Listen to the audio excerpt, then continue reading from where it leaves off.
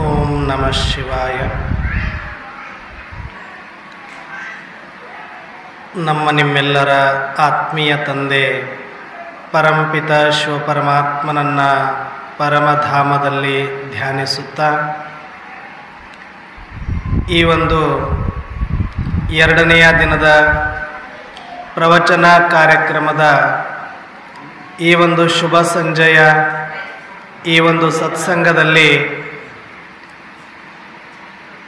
ಈ ಒಂದು ಸಭೆಯ ಸಾನ್ನಿಧ್ಯವನ್ನು ವಹಿಸಿರ್ತಕ್ಕಂಥ ಶಟಸ್ಥಲ ಬ್ರಹ್ಮ ಶ್ರೀ ಗುರುಶಾಂತ ಶಿವಾಚಾರ್ಯರ ಪಾದಗಳಿಗೆ ಪೊಡಮಟ್ಟು ಈ ದಿನದ ಕಾರ್ಯಕ್ರಮಕ್ಕೆ ಅನುಭಾವಿಗಳು ಹಿರಿಯರು ಆಗಿರ್ತಕ್ಕಂತಹ ಶಂಕರಣ್ಣ ಶರಣರ ಅಂತರಾತ್ಮಕ್ಕೂ ಶರಣೆಂದು ಸಂಗೀತ ಕಾರ್ಯಕ್ರಮವನ್ನು ನಡೆಸಿಕೊಡಲು ಬಂದಿರತಕ್ಕಂತಹ ಅಮರೇಶ್ವರ ಶರಣರ ಅಂತರಾತ್ಮಕ್ಕೂ ಹಾಗೂ ಇನ್ನೋರ್ವ ತಬಲಾಜಿ ಶರಣರ ರಾಯಚೂರಿನಿಂದ ಬಂದಿರತಕ್ಕಂಥ ಶರಣರ ಅಂತರಾತ್ಮಕ್ಕೂ ಶರಣೆಂದು ಮತ್ತು ಈ ಒಂದು ಪ್ರವಚನವನ್ನು ಗ್ರಾಮದ ವಿವಿಧ ಭಾಗಗಳಲ್ಲಿ ಕುಳಿತು ಈ ಒಂದು ಆಧ್ಯಾತ್ಮದ ಶ್ರವಣಾಸಕ್ತಿ ಇರುವಂತಹ ಎಲ್ಲ ಶ್ರೋತೃಗಳಿಗೂ ಶರಣೆಂದು ಮತ್ತು ಈ ಒಂದು ಕಾರ್ಯಕ್ರಮವನ್ನು ಪ್ರತ್ಯಕ್ಷವಾಗಿ ಸಾಕ್ಷಿಪಡಿಸಿ ಶರಣಬಸವೇಶ್ವರರ ಕೃಪೆಗೆ ಪಾತ್ರರಾಗಲು ಆಗಮಿಸಿರುವ ನನ್ನ ಎಲ್ಲ ಶರಣು ತಂದೆ ತಾಯಿಗಳಿಗೆ ಶರಣು ಶರಣಾರ್ಥಿಗಳು.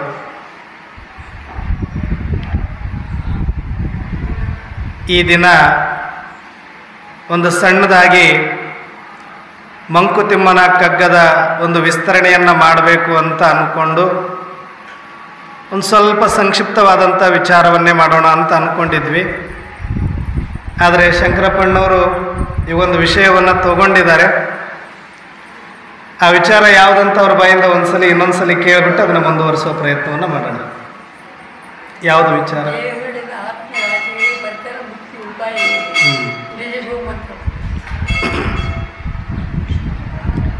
ಪರತರ ಮುಕ್ತಿಗೆ ಉಪಾಯವೇನು ಅನ್ನುವಂಥ ಪ್ರಶ್ನೆ ಬರುತ್ತೆ. ಅದಕ್ಕೆ ಮಂತ್ರ ಏನು? ಎಲ್ಲ ಆಧ್ಯಾತ್ಮದ ಸಾರವೇ ಆಗಿದೆ ಮುಕ್ತಿಯನ್ನು ಪಡೆಯುವಂಥದ್ದು, ಆ ಮುಕ್ತಿಯ ಮಾರ್ಗವನ್ನು ಹುಡುಕುವಂಥದ್ದು ಈ ಆಧ್ಯಾತ್ಮದ ಎಲ್ಲ ದಾರ್ಶನಿಕರ ಸಂತರ ಶರಣರ ಒಂದು ಸಂದೇಶ ಆಗಿದೆ. ಜಗತ್ತಿನಲ್ಲಿ ಎಲ್ಲರೂ ಮನುಷ್ಯರಾಗಿ ನಾವು ಕೋಟ್ಯಾನುಗಟ್ಟಲೆ ಜನಸಂಖ್ಯೆಯಲ್ಲಿ ನಾವು ಮನುಷ್ಯಾತ್ಮರಿದ್ದೀವಿ ನಿಜ. ಎಲ್ಲರಿಗೂ ಪರಮಾತ್ಮ ಒಂದೇ ಸೃಷ್ಟಿಯನ್ನು ಕರುಣಿಸಿದ್ದಾನೆ,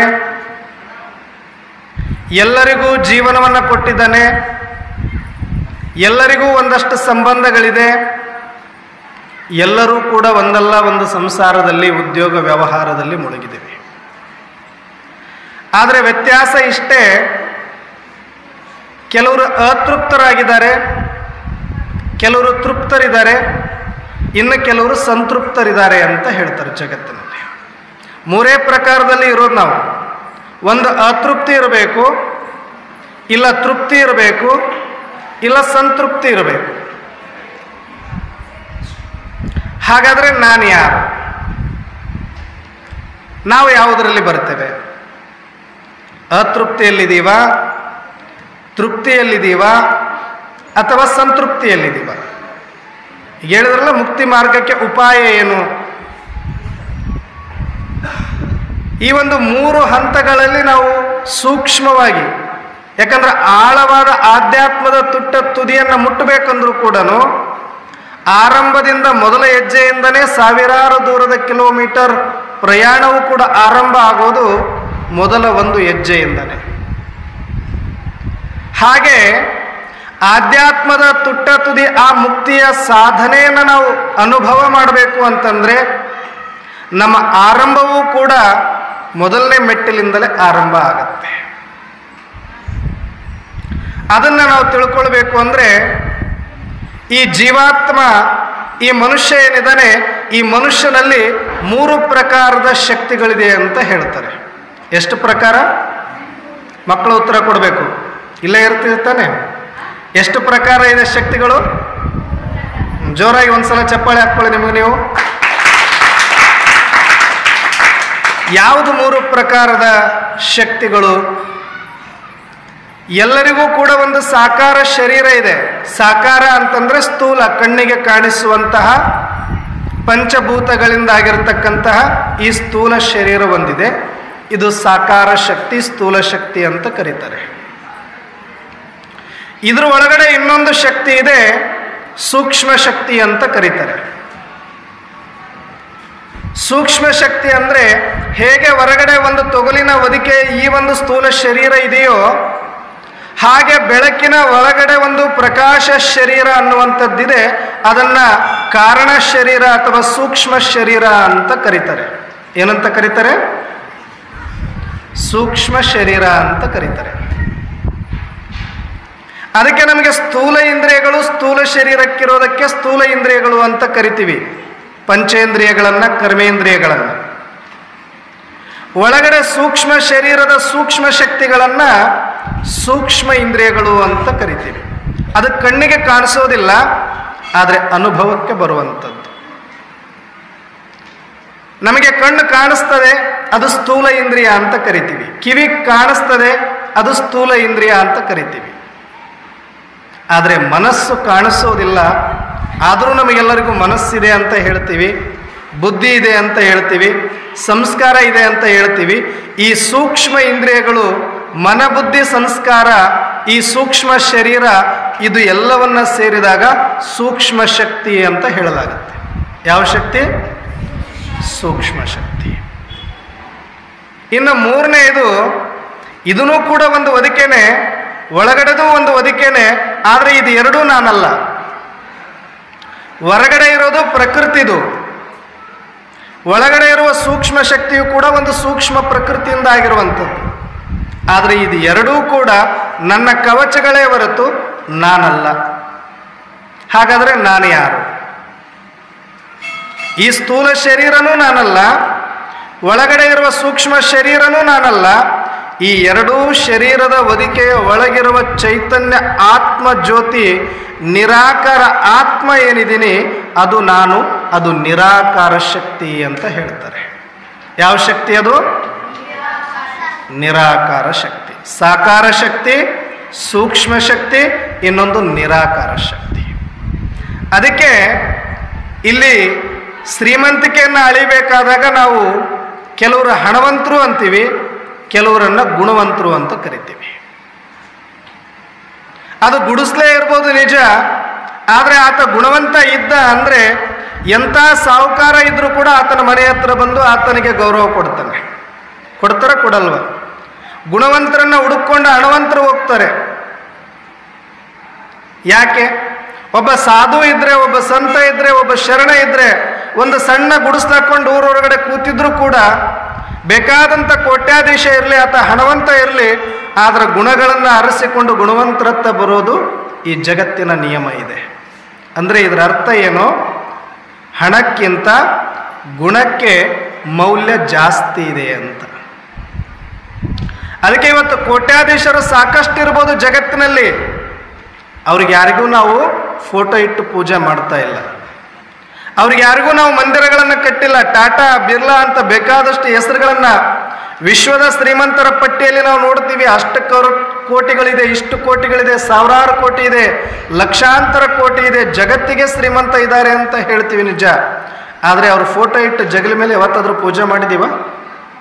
ಯಾಕೆ? ಮತ್ತೆ ಅಷ್ಟೊಂದು ಲಕ್ಷ್ಮಿ ಹೊಲಿಸ್ಕೊಂಡ್ಬಿಟ್ಟಿದಾನಲ್ಲ, ಲಕ್ಷ್ಮಿ ಹೊಲಿತಿದ್ದಾಳೆ ತಾನೆ, ಮತ್ತೆ ಆತಂದ ನಾವೇನಾದ್ರೂ ಪೂಜೆ ಮಾಡಿದೀವ ಯಾವತ್ತಾದ್ರೂ?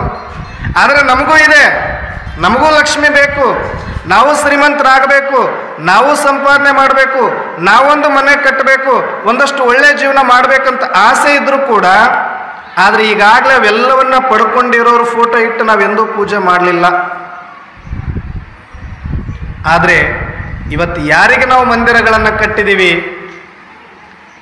ಯಾರಿಗೆ ಇವತ್ತು ನಾವು ಕೈ ಮುಗಿದು ತಲೆಬಾಗಿ ಬರ್ತಾ ಇದ್ದೀವಿ? ಯಾರಿಗೆ ಅಂದರೆ ಯಾರಲ್ಲಿ ಆ ಸೂಕ್ಷ್ಮ ಶಕ್ತಿ ಜಾಗೃತವಾಗಿ ಸದ್ಗುಣಗಳನ್ನು ಅಳವಡಿಸಿಕೊಂಡು ಅದರ ಸದ್ಭಾವನೆಯನ್ನು ಯಾರು ಈ ವಾಯುಮಂಡಲದಲ್ಲಿ ಹರಡಿಸಿ ಅವರು ಮಹಾತ್ಮರನಿಸಿಕೊಂಡಿದ್ದಾರೋ ಅಂಥವರಿಗೆ ನಾವೇನು ಮಾಡಿದ್ದೀವಿ, ಇವತ್ತು ಮಂದಿರಗಳನ್ನು ಕಟ್ಟಿದ್ದೀವಿ, ಮಠಗಳನ್ನು ಕಟ್ಟಿದ್ದೀವಿ, ಅವರಿಗೆ ಶರಣಾಗಿ ತಲೆಬಾಗಿ ಇವತ್ತು ನಾವು ಬಂದಿದ್ದೀವಿ. ಅದಕ್ಕೆ ನಾವು ಬಡದಾಡ್ತಾ ಇರೋದು ಯಾವುದರಲ್ಲಿ? ಈಗ ಯಾರು ಬರೀ ಸ್ಥೂಲವಾಗಿರ್ತಕ್ಕಂಥ ಸಂಪಾದನೆಯ ಹಿಂದೆ ಬಿದ್ದಿದ್ದಾರೋ, ಅದು ಹಣ ಆಗಿರ್ಬೋದು, ಅದು ಸಂಪತ್ತಾಗಿರ್ಬೋದು, ಅದು ಅಧಿಕಾರ ಆಗಿರ್ಬೋದು, ಅದು ಉದ್ಯೋಗ ವ್ಯಾಪಾರ ಯಾವುದಾದ್ರೂ ಸರಿನೇ. ಸ್ಥೂಲವಾದ ವಿನಾಶಿ ಧನದ ಹಿಂದೆ, ಸಂಪತ್ತಿನ ಹಿಂದೆ ಯಾರು ಬಿದ್ದಿದಾರೋ ಅವರು ಎಷ್ಟು ಬೇಕಾದರೂ ಸಂಪಾದನೆ ಮಾಡಲಿ, ಅವರು ಯಾವತ್ತೂ ಕೂಡ ತೃಪ್ತಿ ಪಡಲಿಕ್ಕೆ ಸಾಧ್ಯ ಇಲ್ಲ. ಅದಕ್ಕೆ ಬರೀ ಸಂಪಾದನೆಯಿಂದ ಬಿದ್ದಿರುವವರನ್ನ ಅತೃಪ್ತರು ಅಂತ ಕರೀತಾರೆ. ಏನಂತ ಕರೀತಾರೆ? ಅತೃಪ್ತರು. ಅಂದರೆ ಅವರು ಜಗತ್ತಿನಲ್ಲಿ ಜೀವಾತ್ಮರಾಗಿ ಬಂದಿದ್ದಾರೆ, ಮನುಷ್ಯಾತ್ಮರಾಗಿ ಬಂದಿದ್ದಾರೆ. ಆದರೆ ಅವರು ಇಡೀ ಶರೀರವನ್ನು, ಇಡೀ ಜೀವನವನ್ನು ಯಾವುದಕ್ಕೆ ಬಳಸ್ತಾ ಇದ್ದಾರೆ ಅಂದರೆ ವಿನಾಶವಾಗುವಂಥ ಧನ, ಒಂದು ದಿನ ಕಳೆದೋಗತಕ್ಕಂಥ ಅಧಿಕಾರಕ್ಕಾಗಿ, ಹೆಸರು ಕೀರ್ತಿಗಾಗಿ ಯಾರು ಇಡೀ ಜೀವನವನ್ನು ಪುರುಸೊತ್ತಿಲ್ಲ ಅಂತ ಅದರಿಂದ ಬಿದ್ದಿದ್ದಾರೋ ಅವರಿಗೆ ಯಾವತ್ತೂ ಕೂಡ ತೃಪ್ತಿ ಸಿಗಲಿಕ್ಕೆ ಸಾಧ್ಯ ಇಲ್ಲ ಅಂತ ಹೇಳ್ತಾರೆ. ಅದಕ್ಕೆ ಆ ಸ್ಥೂಲ ಸಂಪಾದನೆಯಿಂದ ಯಾರು ಬಿದ್ದಿದ್ದಾರೋ ಅವರೆಲ್ಲರೂ ಕೂಡ ಅತೃಪ್ತಿಯಲ್ಲಿನೇ ಇವತ್ತು ಬದುಕ್ತಾ ಇದ್ದಾರೆ. ನೋಡಿದರೆ ಬೇಕಾದಂಗೆ ಒಳ್ಳೆ ಮನೆ, ಒಳ್ಳೆ ಕಾರು, ಒಳ್ಳೆ ಆಸ್ತಿ, ಅಂತಸ್ತು ಎಲ್ಲ ಇದ್ರೂ ಕೂಡ ಒಳಗಡೆ ಏನೋ ಒಂದು ಚಿಂತೆ, ದುಃಖ, ಅಶಾಂತಿ, ಒಳಗಡೆ ಮನಸ್ತಾಪಗಳು, ಕೋಪ, ಆವೇಶ, ದ್ವೇಷ ಎಷ್ಟಿದ್ರೂ ಕೂಡ ಅವರಿಗೆ ಅನಿಸುತ್ತೆ ಕೆಲವು ಸಲ, ಏನು ಮಾಡ್ತಾ ಇದ್ದೀವಿ ನಾವು? ಯಾವಾಗ ನೋಡಿದ್ರು ಮನಸ್ಸಲ್ಲಿ ಗಲಾಟೆ, ಮನೆಯಲ್ಲಿ ಗಲಾಟೆ, ಒಂದು ಶಾಂತಿನೇ ಇಲ್ಲ ಮನೆಯಲ್ಲಿ ಅಂತ ಅಶಾಂತಿ ಅನ್ನಿಸ್ಲಿಕ್ಕೆ ಸ್ಟಾರ್ಟ್ ಆಗುತ್ತೆ. ಸಂಪತ್ತಿಲ್ವಾ? ಇದೆ. ಬೇಕಾದಷ್ಟು ಒಳ್ಳೆ ಪೊಸಿಷನಲ್ಲಿ ಇಲ್ವಾ? ಎಲ್ಲ ಇದ್ದಾರೆ. ಹೆಸರು, ಕೀರ್ತಿ ಎಲ್ಲ ಸಂಪಾದನೆ ಮಾಡ್ಕೊಂಡಿದ್ದಾರೆ. ಆದರೆ ಒಳಗಡೆ ಏನಿಲ್ಲ, ತೃಪ್ತಿ ಅನ್ನೋದು ಸಿಗ್ತಾ ಇಲ್ಲ. ಅದಕ್ಕೆ ನಾವು ಅತೃಪ್ತಿಯಿಂದ ತೃಪ್ತಿಗೆ ಬರಬೇಕು ಅಂದರೆ ಮೊದಲು ಈ ವಿನಾಶಿ ಸಂಪಾದನೆಯ ಈ ವ್ಯಾಮೋಹದಿಂದ ಸ್ವಲ್ಪ ಪಾರಾಗಿ ಅಂತರ್ಮುಖಿಗಳಾಗಿ ಒಳಗಡೆ ಪ್ರವೇಶ ಮಾಡಿ ಒಂದಷ್ಟು ಗುಣಗಳನ್ನು ಸಂಪಾದನೆ ಮಾಡೋದ್ರ ಕಡೆಗೆ ಯಾರು ಗಮನ ಕೊಡ್ತಾರೆ, ಯಾರಿಂಥ ಒಂದು ಸತ್ಸಂಗಗಳಿಗೆ, ಒಂದು ಪ್ರವಚನಗಳಿಗೆ, ಒಂದು ಸಂತರ ಶರಣರ ಸಂಘದಲ್ಲಿ ಬರುವಂಥ ಪ್ರಯತ್ನ ಮಾಡ್ತಾರೆ, ಅವರಲ್ಲಿ ಸದ್ಗುಣಗಳು ತಾನಾಗಿ ಒಳಗಡೆ ಬೆಳಲಿಕ್ಕೆ ಆರಂಭ ಆಗುತ್ತೆ. ಅದು ಒಳಗಡೆಯಿಂದ ಬರುವಂಥದ್ದು, ಅದು ಹೊರಗಡೆ ಸಂಪಾದನೆಯಿಂದ ಸದ್ಗುಣಗಳು ಬರಲಿಕ್ಕೆ ಸಾಧ್ಯ ಇಲ್ಲ. ಅದಕ್ಕೆ ಸಜ್ಜನರ ಸಂಘ ಹೆಜ್ಜೇನು ಸವಿದಂತೆ ಅಂತ ಹೇಳ್ತಾರೆ. ಅದಕ್ಕೆ ಅಂಥ ಒಂದು ಸದ್ಗುಣಗಳನ್ನು ಬೆಳೆಸಿಕೊಳ್ಳುವಂಥವ್ರು ಯಾರಿದ್ದಾರೆ ಅವರು ಸೂಕ್ಷ್ಮ ಶಕ್ತಿಯ ಸಂಪಾದನೆಯಿಂದ ಬಿದ್ದಿದ್ದಾರೆ. ಇಲ್ಲೆಲ್ಲ ನಾವು ಬಂದು ಕೂತಿದ್ದೀವಿ ಯಾಕೆ ಅಂದರೆ ಇಲ್ಲಿ ಬರೋದ್ರಿಂದ ನಮ್ಗೆ ಹಣ ಸಿಗೋದಿಲ್ಲ, ಇಲ್ಲಿ ಬರೋದ್ರಿಂದ ಅಧಿಕಾರ ಸಿಗೋದಿಲ್ಲ, ಇಲ್ಲಿ ಬರೋದ್ರಿಂದ ಬರೀ ಹೆಸರು ಕೀರ್ತಿ ಸಿಗುತ್ತೆ ಅಂತ ನಾವು ಯಾರೋ ಬಂದಿಲ್ಲ. ಯಾಕೆ ಬಂದಿದ್ದೀವಿ ಅಂದರೆ ವರ್ಷ ಪೂರ್ತಿ ನಾನು ಶರೀರಕ್ಕಾಗಿ, ಸ್ಥೂಲ ಸಂಪಾದನೆಗಾಗಿ, ಸಂಬಂಧ, ಹೆಸರು, ಕೀರ್ತಿ, ಉದ್ಯೋಗ, ವ್ಯಾಪಾರ ಅಂತ ಇಡೀ ಜೀವನವನ್ನು ವರ್ಷ ಪೂರ್ತಿ ಅದಕ್ಕಾಗಿ ನಾನು ಕಳೆದಿದ್ದೀನಿ. ಆದರೆ ಇಂಥ ಒಂದು ವರ್ಷಕ್ಕೆ 4 ದಿನ, ಒಂದು 6 ದಿನ, ಒಂದು ವಾರ ಒಂದು ಆಧ್ಯಾತ್ಮಿಕ ವಿಚಾರಗಳನ್ನು ಕೇಳೋದ್ರಿಂದ, ಇಂಥ ಒಂದು ವಾತಾವರಣದೊಳಗಡೆ ನಾವು ಬರೋದ್ರಿಂದ ನಮ್ಮೊಳಗಡೆ ಒಂದಷ್ಟು ನಮಗೇ ಗೊತ್ತಿಲ್ಲದಂಗೆ ಒಂದು ಒಳ್ಳೆ ಮಾತು, ಒಂದು ಒಳ್ಳೆ ನಡೆ, ಒಂದು ಒಳ್ಳೆ ನುಡಿ, ಒಂದು ಒಳ್ಳೆ ದೃಷ್ಟಿ, ಒಂದು ಒಳ್ಳೆ ಭಾವನೆ ನಮ್ಮೊಳಗಡೆ ಮೂಡಿತು ಅಂತಂದರೆ ನಾವಿಲ್ಲಿ ಗುಣವನ್ನು ಸಂಪಾದನೆ ಮಾಡಲಿಕ್ಕೆ ಬಂದಿದ್ದೀವಿ ಅಂತ ಅರ್ಥ. ಅದಕ್ಕೆ ಯಾವ ಮನೆಯಲ್ಲಿ ಬರೀ ಹಣವಂತರಿದ್ದಾರೆ ಆ ಮನೆ ಅತೃಪ್ತಿಯಾಗಿರುತ್ತೆ. ಯಾವ ಮನೆಯಲ್ಲಿ ಹಣದ ಜೊತೆಗೆ ಒಂದಷ್ಟು ಗುಣವಂತರಿದ್ದಾರೆ ಆ ಮನೆ ತೃಪ್ತಿಯಿಂದ ಇರುತ್ತೆ ಅಂತ ಹೇಳ್ತಾರೆ. ಅದಕ್ಕೆ ಅತೃಪ್ತರು ತೃಪ್ತರಿಗೆ ವ್ಯತ್ಯಾಸ ಇಷ್ಟೇ, ಹಣ ಇರಲಿ ಇರದೇ ಇರಲಿ, ಆದರೆ ಒಂದಷ್ಟು ಗುಣವಂತರು ಅವ್ರ ಮನೆಯಲ್ಲಿ ಇದ್ದರು ಅಂದರೆ ಆ ಮನೆ ಸ್ವಲ್ಪ ತೃಪ್ತಿಯಾಗಿ ಶಾಂತವಾಗಿ ಇರುತ್ತೆ ಅಂತ. ಬರೀ ಸಂಪಾದನೆ, ಬರೀ ದವಸ ಧಾನ್ಯಗಳಿಂದ ಕೂಡಿತ್ತ ಆ ಮನೆ ಅಂತಂದರೆ ಬರೀ ಒಂದು ಮನೆಯಾಗಿ ಉಳಿಯುತ್ತೆ ಅದು. ಆದರೆ ಆ ಮನೆಯಲ್ಲಿ ಒಂದಷ್ಟು ದಾನ, ಧರ್ಮ, ಒಳ್ಳೆಯ ಮಾತು, ಒಳ್ಳೆಯ ನಡೆ, ಒಳ್ಳೆಯ ಆಚಾರ, ಒಳ್ಳೆಯ ವಿಚಾರ, ಬಂದವರಿಗೆ ಗೌರವ ಕೊಡೋದು, ಒಂದಷ್ಟು ಆತ್ಮೀಯತೆಯಿಂದ ಇರೋದು, ಒಳ್ಳೆಯ ಮನಸ್ಸು, ಒಳ್ಳೆಯ ಭಾವನೆ ಆ ಮನೆಯಲ್ಲಿ ಇತ್ತು ಅಂದರೆ ಆ ಮನೆ ಒಂದು ಮಂದಿರ ಆಗತ್ತೆ ಅಂತ ಹೇಳ್ತಾರೆ. ಬರೀ ಮನೆಯಾಗಿ ಇಟ್ಕೊಳ್ಳೋದು ನಮ್ಮ ಕೈಯಲ್ಲಿದೆ, ಆ ಮನೆಯನ್ನು ಮಂದಿರವಾಗಿ ಪರಿವರ್ತನೆ ಮಾಡಿಕೊಳ್ಳೋದು ನಮ್ಮ ಕೈಯಲ್ಲೇ ಇದೆ. ಈಗ ನೋಡಿ, ನೀವು ಯಾರ್ದಾದ್ರೂ ಮನೆಗೆ ಹೋಗಿ, ಅದು ಸಣ್ಣ ಗುಡಿಸಲೇ ಇರ್ಬೋದು, ಅವ್ರು ಒಳ್ಳೆ ಗುಣವಂತರಾಗಿದ್ದರೆ ಒಂದಷ್ಟು ಚಂದ ಕಸ ಹೊಡೆದು ಅದ್ರ ಮುಂದೆ ಒಂದಷ್ಟು ನೀರು ಹಾಕಿ ಒಂದು ಸಣ್ಣದಾಗಿ ರಂಗೋಲಿ ಬಿಡಿಸಿ ಮನೆಯೊಳಗಿರೋ ಒಂದು ಫೋಟೋಕ್ಕೆ ಒಂದು ಮುಂದೆ ದೀಪ ಹಚ್ಚಿಟ್ಟು ಒಂದು ಊದುಬತ್ತಿ ಹಚ್ಕೊಂಡು ಕೂತಿದ್ರು ಅಂತ ಇಟ್ಕೊಳ್ಳಿ. ನೀವು ಬೇಕಾದಂಥ ಕಾರಲ್ಲೇ ಹೋಗಿ ಅವ್ರ ಮನೆ ಮುಂದೆ ಇಳೀರಿ, ಅವರು ಹೊರಗಡೆ ಬಂದು ಕೈ ಮುಗಿದು ನಿಮ್ಮನ್ನ ಒಳಗೆ ಕರೆದು ಕೂಡಿಸಿ ಒಂದು ಚಾಪಿನೇ ಅರಕು ಚಾಪಿನೇ ಹಾಸಿದ್ರು ಪರವಾಗಿಲ್ಲ, ಅವ್ರು ಒಂದೆರಡು ಒಳ್ಳೆ ಮಾತು ಆಡಿದ್ರು ಅಂತಂದರೆ ಆ ಮನೆಯಲ್ಲಿ ಇನ್ನೂ ಸ್ವಲ್ಪ ಹೊತ್ತು ಕೂಡಬೇಕು ಅಂತ ಅನಿಸುತ್ತೆ. ನಿಮಗೆ ಅನಿಸುತ್ತಾ ಅನಿಸಲ್ವ? ಆದರೆ ನೋಡಲಿಕ್ಕೆ ದೊಡ್ಡ ದೊಡ್ಡ ಮನೆ ಇದೆ, ಒಳಗಡೆ ಹೋಗ್ತೀವಿ, ಹಿಂಗೊಂದು ಕಾರ್ಡ್ ಕೊಡ್ತೀವಿ, ಮುಖ ನೋಡಿದ್ರು ನೋಡಲಿಲ್ಲ ಅಂದ್ರೆ ಹಿಂಗೆ ಕಿತ್ಕೊಂಡ್ರು ಅಂತ ಇಟ್ಕೊಳ್ಳಿ. ನೀವೇನೋ ಒಂದು ಸ್ವಲ್ಪ ನೀರಾದರೂ ಕೇಳಬೇಕಿಲ್ಲ, ಒಂದು ಸ್ವಲ್ಪ ಚಾ ಕುಡಿದು ಬರ್ಬೇಕು ಅನ್ಕೊಂಡು ಹೋದವರು ಕೂಡ ಹಂಗೆ ಗಾಡಿ ತಿರುಗಿಸ್ಕೊಂಡು ಹಂಗೆ ಗೇಟ್ ಹಾಕ್ಕೊಂಡು ಬಂದ್ಬಿಡ್ತೀವಿ. ಯಾಕೆ? ಏನೂ ಇಲ್ಲ, ಎಲ್ಲ ಇದೆ ಅಲ್ಲಿ, ಆದರೂ ನಮಗೆ ನಿಲ್ಲಬೇಕು ಅಂತ ಅನಿಸಲ್ಲ, ಕೂಡಬೇಕು ಅಂತ ಅನಿಸಲ್ಲ. ಹಾಗಂತ ಎಲ್ಲ ಬಿಲ್ಡಿಂಗಲ್ಲಿರೋರು ಹಂಗೆ ಇದ್ದಾರೆ, ಎಲ್ಲ ಗುಡಿಸಲಲ್ಲಿದ್ದವ್ರು ಹಿಂಗೆ ಇದ್ದಾರೆ ಅಂತ ಅದರ ಅರ್ಥ ಅಲ್ಲ. ಎಲ್ಲಿ ಗುಣವಂತರು ಇರ್ತಾರೆ ಅವ್ರ ಮನೆಗೆ ನೀವು ಹೋದರೆ 5 ನಿಮಿಷ ಇರಬೇಕನ್ನೋರು 10 ನಿಮಿಷಕ್ಕೆ ಇರ್ತೀರಿ, 10 ನಿಮಿಷಕ್ಕೆ ಬರಬೇಕಂದವ್ರು 1 ದಿನ ಇದ್ದು ಬರ್ತೀರಿ, 1 ದಿನ ಇದ್ದು ಬರ್ಬೇಕಂದವ್ರು 4 ದಿನ ಇದ್ದು ಬರ್ಬೇಕನ್ಸುತ್ತೆ.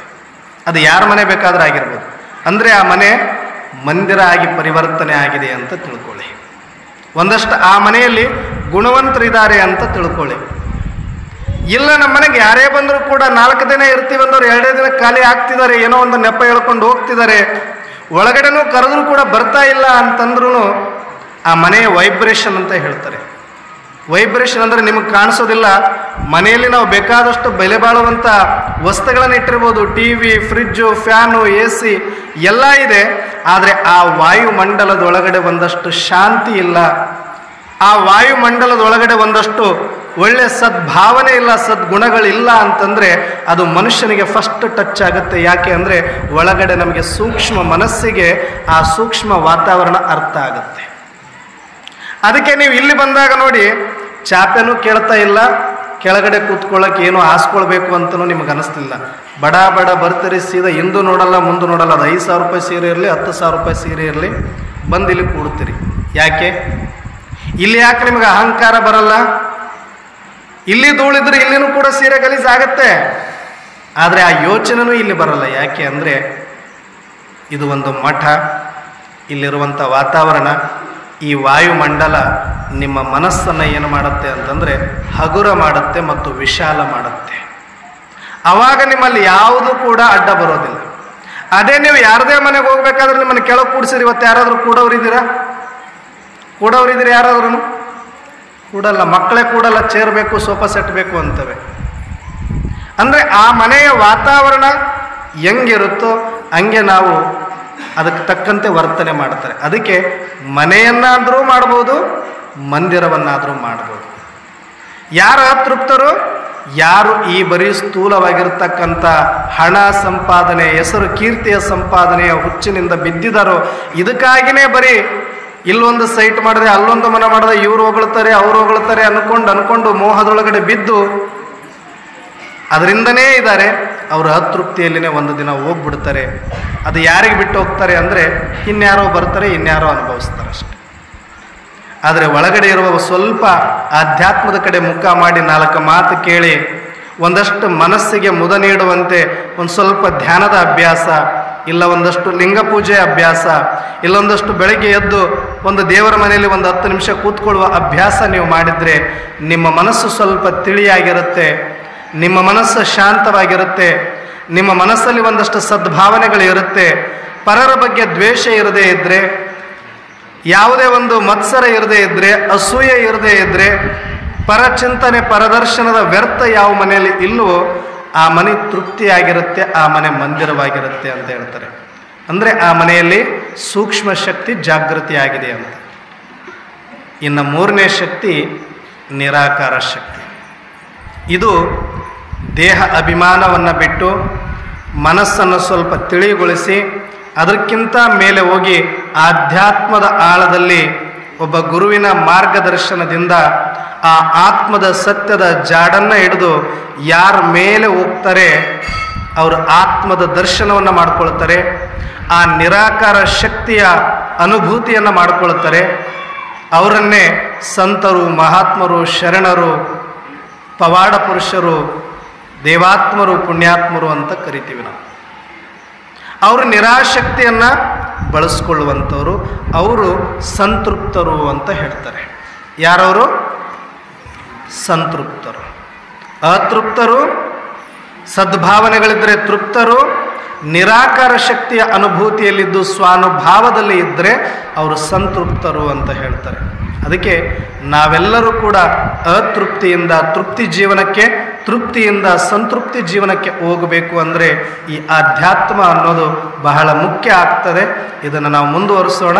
ಅದಕ್ಕಿಂತ ಮುಂಚೆ ಒಂದು ಹಾಡನ್ನು ಕೇಳಿ ಈ ವಿಷಯವನ್ನು ಕಂಟಿನ್ಯೂ ಮಾಡೋಣ. ಓಂ ಶಾಂತಿ. ಓಂ ಶಾಂತಿ. ಮುಕ್ತಿ ಪ್ರತಿಯೊಬ್ಬ ಮನುಷ್ಯಾತ್ಮನ ಅಂತಿಮ ಗುರಿ ಮತ್ತು ಅಂತಿಮ ಇಚ್ಛೆ. ಆದರೆ ಶರಣರು ಹೇಳ್ತಾರೆ, ಅನೇಕ ಸಂತರು, ಶರಣರು, ಇದು ಭವಸಾಗರ ಇದೆ, ಇದು ಸಂಸಾರ, ಇದು ಒಂದು ಮಾಯೆ ಆಗಿದೆ. ಹೆಣ್ಣು ಮಾಯೆ ಅಂದರು, ಮಣ್ಣು ಮಾಯೆ ಅಂದರು, ಈ ಜಗತ್ತೇ ಒಂದು ಮಾಯೆ ಅಂತ ಒಂದು ಹಠ ಆಗಿ ವೈರಾಗ್ಯದಲ್ಲಿ ಬಂದು ಸ್ಟ್ರೈಕ್ ಮಾಡಿದ್ರು ಎಲ್ಲರೂ ಕೂಡ. ಯಾರಿಗೆ ಸ್ಟ್ರೈಕ್? ಯಾರ ಹತ್ರ ಮಾಡ್ಬೇಕು? ಸೃಷ್ಟಿಯಲ್ಲಿ ಏನಾದರೂ ಆದರೆ, ಯಾವುದೋ ಒಂದು ಕಂಪ್ನಿಯಲ್ಲಿ ತುಂಬ ತೊಂದರೆಗಳಾಯಿತು, ಆ ಕಂಪ್ನಿ ಬಿಟ್ಟು ಹೋಗುವಂಗೂ ಇಲ್ಲ, ಕಂಪ್ನಿ ಒಳಗಡೆ ಕೆಲಸ ಮಾಡೋಕ್ಕೂ ಆಗ್ತಾ ಇಲ್ಲ, ಅಷ್ಟು ಇಕ್ಕಟ್ಟಿನ ಪರಿಸ್ಥಿತಿಗೆ ಸಿಕ್ಕಾಕೊಂಡಾಗ ಸ್ಟ್ರೈಕ್ ಅಂತ ಮಾಡ್ತಾರೆ. ಯಾಕೆ? ಸಾಕು, ನಮ್ಮನ್ನು ಇಲ್ಲಿಂದ ಕಳಿಸಿಬಿಡಿ, ಇಲ್ಲ ಇಟ್ಕೊಂಡ್ರೆ ಪೂರ್ತಿ ಚೆನ್ನಾಗಿ ನಮ್ಮನ್ನು ನೋಡ್ಕೊಳ್ಳಿ ಅಂತ. ಹಾಗೆ ಈ ಸೃಷ್ಟಿಯಲ್ಲಿ ಅನೇಕ ಸನ್ಯಾಸಿಗಳು ಅಂಥ ಒಂದು ಪರಮಧಾಮ, ಮುಕ್ತಿಧಾಮದಲ್ಲಿ ನಾನು ಆತ್ಮ ಸಚ್ಚಿದಾನಂದ ಸ್ವರೂಪದ ಸ್ಥಿತಿಯಲ್ಲಿದ್ದಾತ, ಸಂಕಲ್ಪ ಅತೀತ, ಶಬ್ದಾತೀತ, ಕರ್ಮಾತೀತ ಆಗಿರುವ ನಾನು ಮುಕ್ತ ಸ್ವರೂಪ ಆತ್ಮ ಈ ಸಾಕಾರ ಪ್ರಪಂಚಕ್ಕೆ ಬಂದು ಈ ಶಬ್ದ, ಈ ಕರ್ಮ, ಈ ಸಂಕಲ್ಪದ ಗೋಜಲಗಳೊಳಗಡೆ ಸಿಕ್ಕಾಕೊಂಡ್ಬಿಟ್ಟಿದ್ದೀನಿ. ಈ ಭವಸಾಗರ ಸಾಕಾಗ್ಬಿಟ್ಟಿದೆ, ಇದರಿಂದ ನನ್ನನ್ನು ಬಿಡಿಸಿಬಿಡು ಮುಕ್ತೇಶ್ವರ, ಯೋಗೇಶ್ವರ, ಪರಮೇಶ್ವರ ಅಂತ ಪರಮಾತ್ಮನ ಧ್ಯಾನದಲ್ಲಿ ಮುಳುಗಿದ್ರು. ಸಂಸಾರವನ್ನು ತ್ಯಾಗ ಮಾಡಿ ನಾಡನ್ನು ಬಿಟ್ಟು ಕಾಡಲ್ಲಿ ಹೋಗಿ ಕೂತ್ಕೊಂಡ್ಬಿಟ್ರು. ಆದರೆ ಅವ್ರ ಥರ ಎಲ್ಲರೂ ಹೋದರೆ ಪ್ರಪಂಚ ನಡೆಸೋರು ಯಾರು? ಅದಕ್ಕೆ ಪರಮಾತ್ಮ ಹೇಳ್ದ, ಅಲ್ಲಪ್ಪ, ಈ ಸೃಷ್ಟಿ ರಚನೆ ಮಾಡಿದಾತ ನಾನು, ಈ ಸೃಷ್ಟಿಯೊಳಗಡೆ ನಿನ್ನನ್ನು ಕಳಿಸಿದಾತನೂ ನಾನೇ, ಈ ಸೃಷ್ಟಿಯೊಳಗಡೆ ನಿನಗೊಂದು ಪಾತ್ರ ಇಟ್ಟಾತನೂ ನಾನೇ. ಅಂದಮೇಲೆ ನಿನಗೇನು ಕಷ್ಟ ಅಭಿನಯ ಮಾಡಲಿಕ್ಕೆ ಅಂತ ಪರಮಾತ್ಮ ಕೇಳ್ತಾನೆ. ಏನು ಕಷ್ಟ ಇದೆ ನಿನಗೆ? ಸಕಲ ಜೀವರಾಶಿಗಳು ಕೂಡ ಯಾವತ್ತೂ ನನಗೆ ಕಷ್ಟ ಇದೆ ಈ ಪ್ರಪಂಚ ಅಂತ ಹೇಳಲಿಲ್ಲ. ಯಾವ ಒಂದು ಪಶು, ಪ್ರಾಣಿ, ಪಕ್ಷಿಗಳು ಕೂಡ ನಿನಗಿಂತನೂ ಕಷ್ಟ ಇದೆ, ಬುದ್ಧಿನೂ ಕೂಡ ಅವಕ್ಕಿಲ್ಲ. ನಿನ್ನಂಗೆ ಮನೆ ಕಟ್ಕೊಳಕ್ ಬರಲಿಲ್ಲ ಅವಕ್ಕೆ, ನಿನ್ನಂಗೆ ದವಾಖಾನೆ ಕಟ್ಕೊಳಕ್ ಬರಲಿಲ್ಲ ಅವಕ್ಕೆ. ಆದರೂ ಕೂಡ ಇವತ್ತಿಗೂ ಒಂದು ದಿನ ನನಗೆ ಕಂಪ್ಲೇಂಟ್ ಮಾಡಲಿಲ್ಲ, ನನಗೆ ಅನ್ನ ಕಡಿಮೆ ಆಯಿತು, ನನಗೆ ನೀರು ಕಡಿಮೆ ಆಯಿತು, ನನ್ನನ್ನು ಯಾಕೆ ಹುಟ್ಟಿಸ್ದೆ ಭಗವಂತ ಅಂತ ಒಂದು ದಿನಾನೂ ಕೂಡ ಅವು ನನ್ನ ಹತ್ರ ಬಂದು ನಿಂತ್ಕೊಳ್ಳಿಲ್ಲ, ಬೇಡ್ಕೊಳ್ಳಿಲ್ಲ. ಮನುಷ್ಯನೇ, ಇಷ್ಟೆಲ್ಲ ನಿನಗೆ ಬುದ್ಧಿ ಕೊಟ್ಟಿನಿ, ಎಲ್ಲ ಪ್ರಾಣಿ ಪಕ್ಷಿಗಳಲ್ಲಿ ನೀನು ಮಾನವ ಜನ್ಮ ದೊಡ್ಡದು ಅಂತ ಹೇಳ್ಕೊಳ್ತೀಯ, ನನಗಿದು ಆಗಲ್ಲ, ನನಗಿದು ಆಗಲ್ಲ, ನನಗಿದು ಆಗಲ್ಲ ಅಂತ ನೀನು ಕೂತ್ಕೊಂಡು ಈ ರೀತಿ ಸ್ಟ್ರೈಕ್ ಮಾಡಿದ್ರೆ ಈ ಪ್ರಪಂಚ ನಿಲ್ಲೋದಿಲ್ಲ, ಇದು ನಡೆಯೋದೇ. ನಿನಗೆ ಬೇಕು ತಿಳಿದು ನಡಿ, ಇಲ್ಲ ಹೊಂದ್ಕೊಂಡು ನಡಿ. ನಡಿಲೇಬೇಕದು. ಯಾರಿಗೂ ಕೂಡ ಪರ್ಮನೆಂಟ್ ಆದ ಮುಕ್ತಿ ಅನ್ನುವಂಥದ್ದಿಲ್ಲ.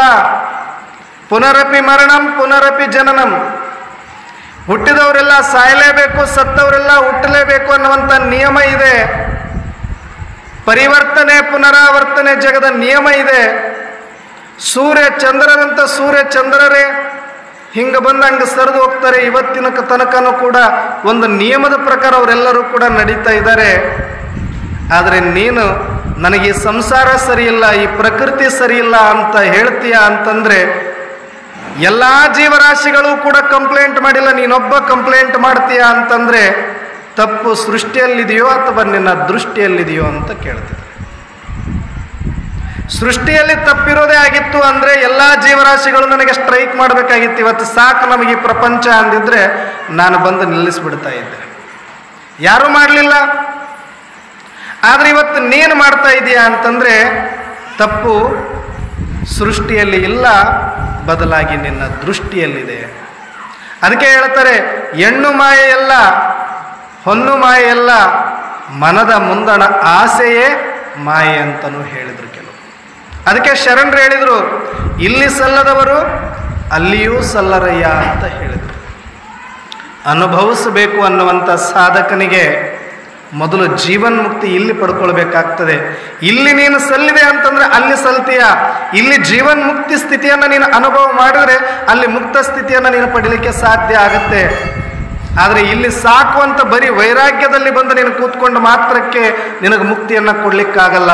ನೀನು ಗೆದ್ದು ತೋರಿಸ್ಬೇಕು. ಇದೇ ಪ್ರಪಂಚದಲ್ಲಿದ್ದು, ಇದೇ ಸಂಬಂಧಗಳ ಮಧ್ಯೆ ಇದ್ದು, ಇದೇ ಸಂಸಾರದ ಮಧ್ಯೆ ಇದ್ದು, ಇದೇ ಒಂದು ಪ್ರಕೃತಿಯ ಒಳಗಡೆ ನೀನು ಅರಿಷಡ್ ವರ್ಗಗಳನ್ನು ಗೆದ್ದು ಇಂದ್ರಿಯಗಳಿಗೆ ಅಧೀನ ಮಾಡಿ ನೀನು ಮಾಲೀಕನಾಗಿ ಅಧಿಕಾರಿಯಾಗಿ ನೀನು ತೋರಿಸಿದಾಗ ಮಾತ್ರ ನೀನು ಜೀವನ್ಮುಕ್ತ ಸ್ಥಿತಿಗೆ ಇರ್ತೀಯ.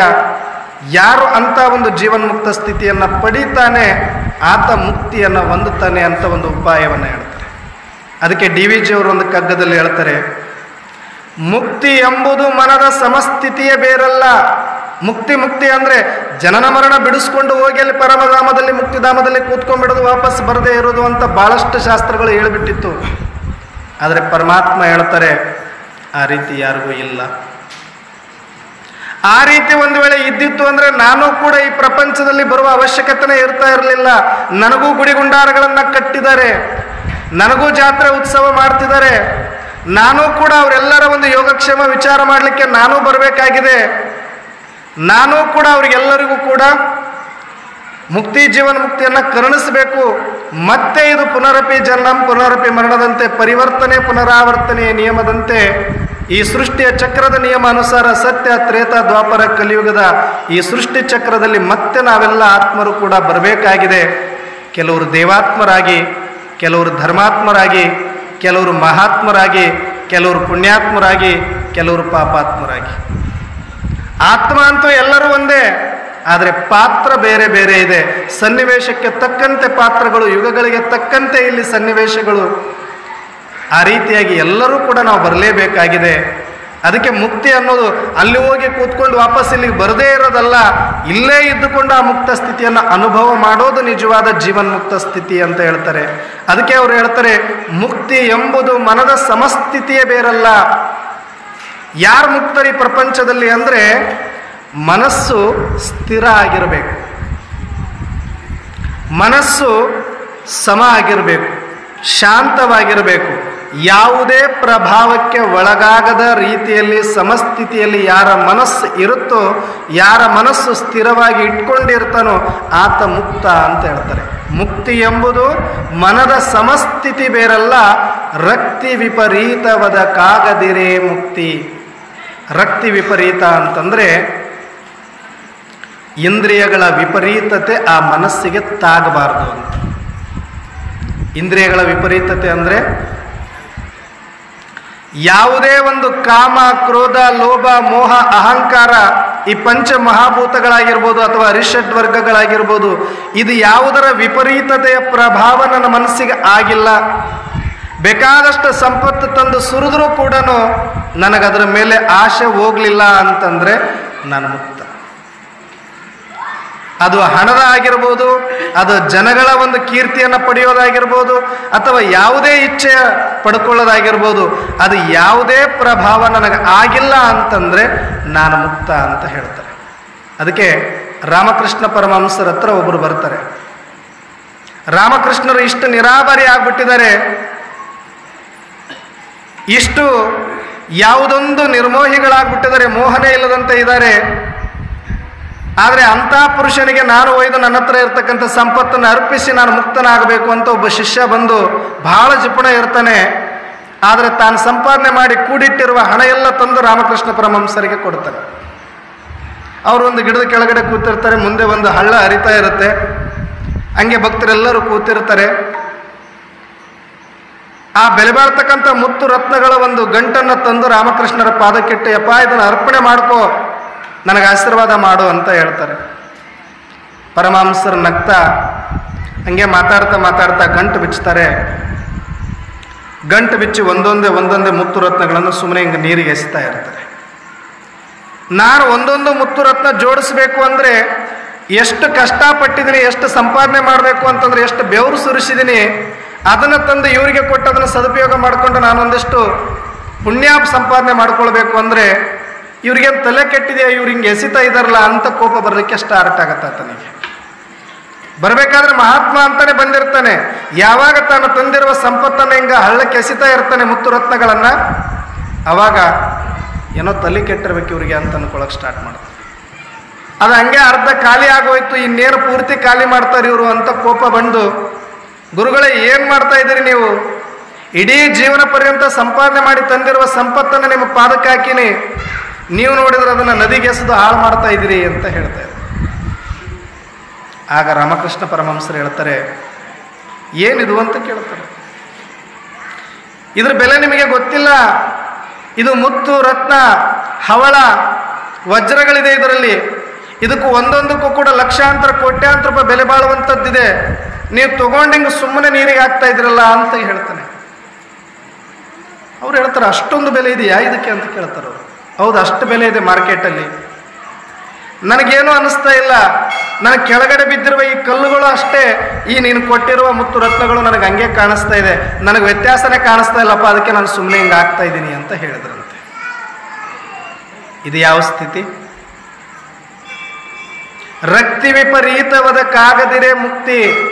ಅಂದರೆ ಯಾವುದೇ ಒಂದು ಸಂಪತ್ತಾಗಲಿ, ಕೀರ್ತಿ ಆಗಲಿ, ಯಾವುದೇ ಒಂದು ಹೆಣ್ಣು ಹೊನ್ನು ಮಣ್ಣು ಯಾವುದೇ ನಮ್ಮ ಸುತ್ತುವರೆದರೂ ಕೂಡ ಅದರ ಮೇಲೆ ನನ್ನ ಮನಸ್ಸು ಹೋಗದಂಗೆ, ಅದರ ವಿಪರೀತ ಪ್ರಭಾವ ಆಗದಂಗೆ ನಾನು ಇದ್ದರೆ ನಾನು ಮುಕ್ತಿ, ಆ ಸ್ಥಿತಿಗೆ ಮುಕ್ತಿ ಅಂತ ಕರೀತಾರೆ.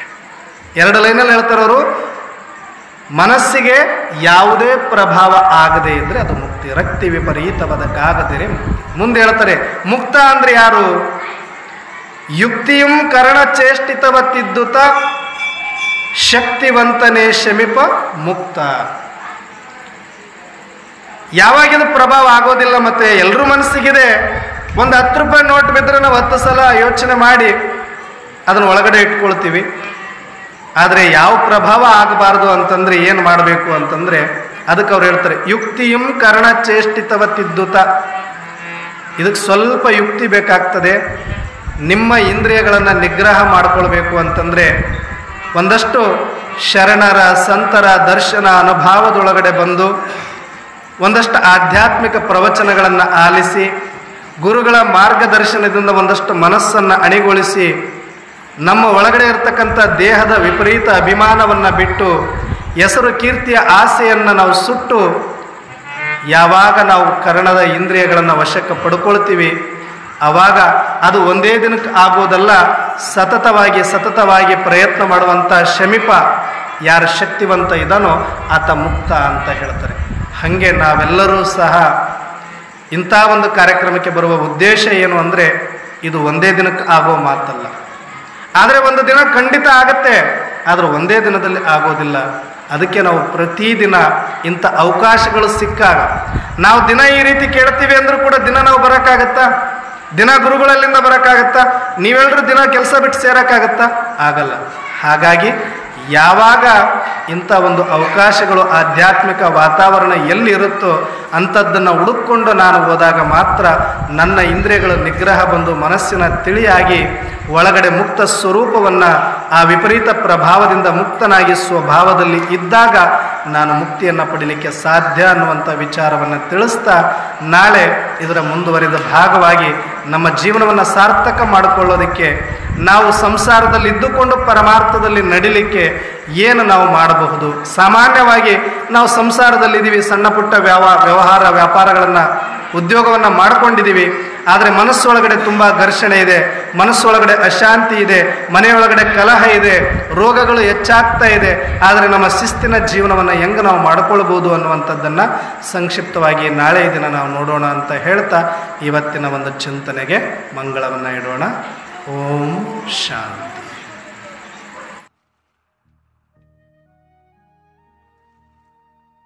ಮಾಡಬೇಕು. ಈ ಸಭೆಗೆ ಆರೈಸಿ ಇಲ್ಲಿ ಪ್ರಸಾದ ಮಂಗಲ ಕಾರ್ಯಕ್ರಮಗಳ ಪ್ರಸಾದ ಕೂಡ ಬಹಳ ಅಚ್ಚುಕಟ್ಟಾಗಿ ಈ ನಮ್ಮ ಕಾರ್ಯಕರ್ತರು